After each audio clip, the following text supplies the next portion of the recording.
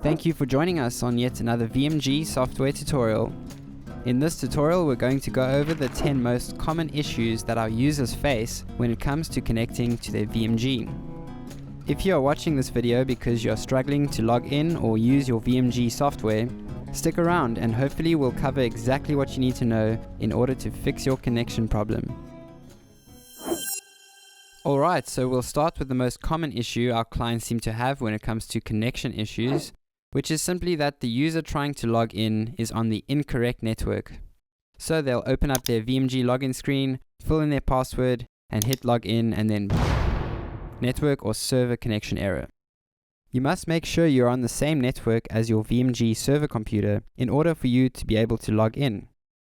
So just come down here to your little networking icon from the bottom right corner of your screen and check that you are on the same network as your VMG server computer.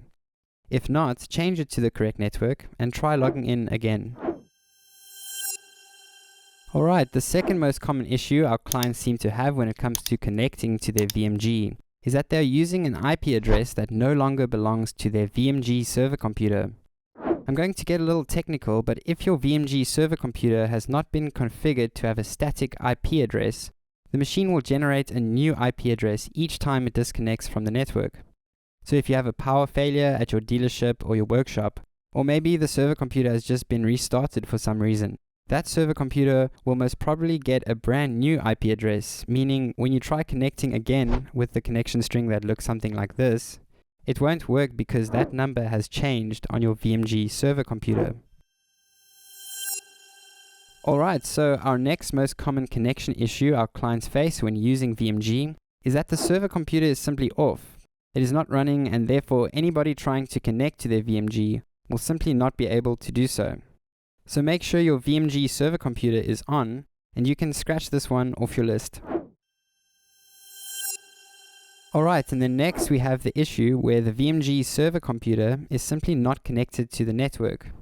So simply walk on over to your VMG server computer and check that it is in fact on and connected to the network that you're using. This can be a very obvious thing to check, but you'll be surprised at how overlooked this issue is. Alright, then on to the next most common connection issue our VMG users seem to have is that there is a firewall or an antivirus blocking the connection. Antivirus and firewall software are security mechanisms used to protect you from inside as well as outside threats, which could cause your computer to become corrupted or damaged. It is important that you use both antivirus software as well as a firewall to prevent these terrible things from happening. However, if these security mechanisms are not tweaked to accept VMG's connection, you could have trouble connecting to your VMG. Before you go ahead and create exceptions and rules for the firewall or antivirus, it is best to first test if this is in fact the problem by switching these off for a few moments while you test to see if it is in fact the problem. If after switching either one of these off and the connection starts to work, you will know which one of them is giving you the connection issue and then create an exception or a rule. Alright, and then on to common issue number 6, which had to be in our list for today. We have the invalid username or password issue. A lot of the time when a user tries to log in to their DMS, they don't see the error description at the bottom of the login screen. If you see this message, simply try entering your username and password again. And if it's still not working, go and ask the main person at your dealership or your workshop to go and change your user account details. They'll have access to do this in their system by going to the System Users tab and then editing your details from there.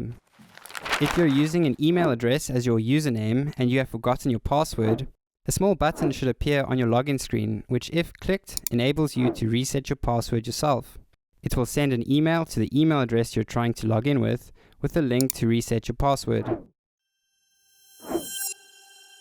Alright, then on to the next most common connection issue our clients face is connecting to their VMG remotely using Hamachi or Radman's VPN software.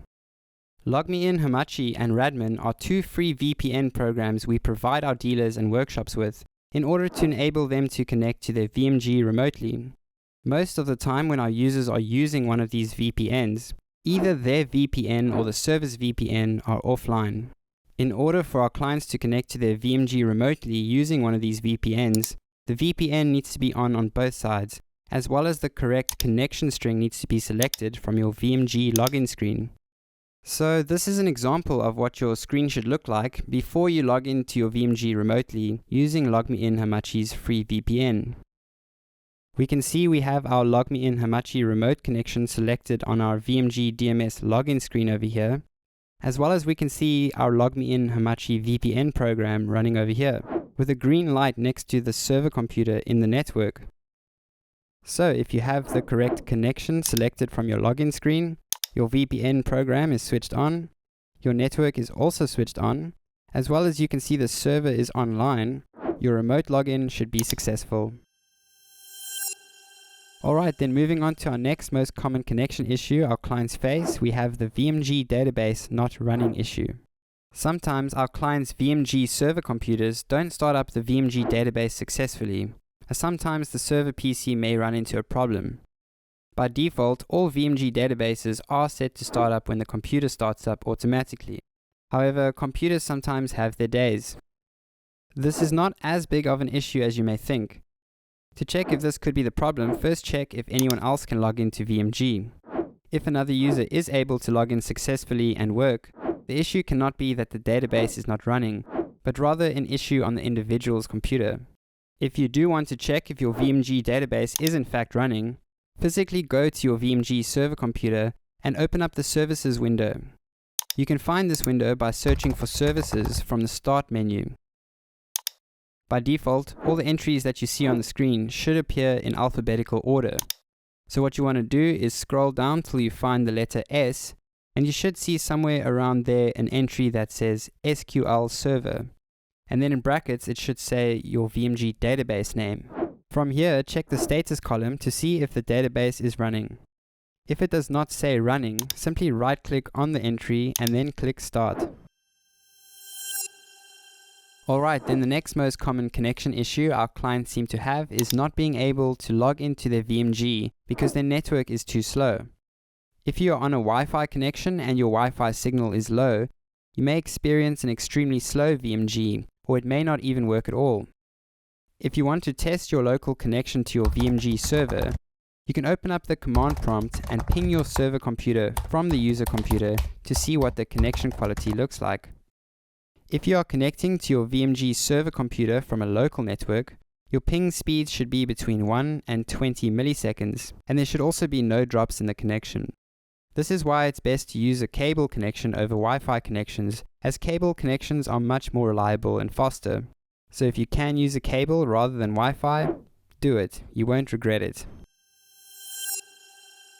Alright, then lastly for today's video, we have the issue where the VMG server computer is simply not responding. Sometimes computers can just freeze up and stop functioning as they are intended. This could be due to the computer running for a very long period of time, or simply because it's running low on resources like disk space or memory. Whatever the case may be, try rebooting the server to see if that solves the problem. If not, try checking the computer's performance resources from the Task Manager under the Performance tab. If you see that the CPU, the memory, or the disk is running too high, it could very much likely be the problem as to why your users can't connect. You may have to take the computer in to get it upgraded, or you may simply just want to get a brand new server computer that is dedicated to run your VMG programs. So that's it for today's video on common connection problems. If you are struggling with anything and need some further assistance, feel free to contact our support team and they will guide and assist you to the best of their abilities and make sure that you have a great VMG experience. We hope you enjoyed this tutorial and we hope to see you in another one.